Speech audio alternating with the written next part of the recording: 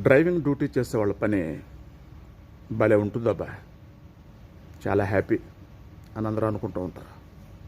కానీ విషయం ఏంటంటే, స్లోగా వెళ్తే కస్టమర్లతో ఇబ్బంది, స్పీడ్గా వెళ్తే కెమెరాలతో ఇబ్బంది, పిల్లల్ని స్కూల్కి టైంకి చేర్చకపోతే వాళ్ళ భవిష్యత్తుకి ఇబ్బంది, డాక్టర్ని హాస్పిటల్కి తీసుకపోతే పేషెంట్కి ఇబ్బంది.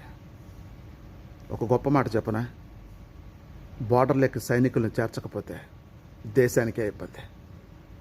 పక్కనొచ్చే బండి గురించి 10 సార్లు ఆలోచిస్తూ, వెనకాల వస్తున్న దాని గురించి ఎన్నో రకాలుగా ఆలోచిస్తూ, తినే తిండి ఎలా ఉన్నా తిరిగే బండి కండిషన్లో ఉండాలని అనుక్షణం దాని గురించి ఆలోచిస్తూ మన గమ్యాలకు చేరుస్తున్న డ్రైవర్ అన్నదమ్ములందరినీ మనం గౌరవించాలి.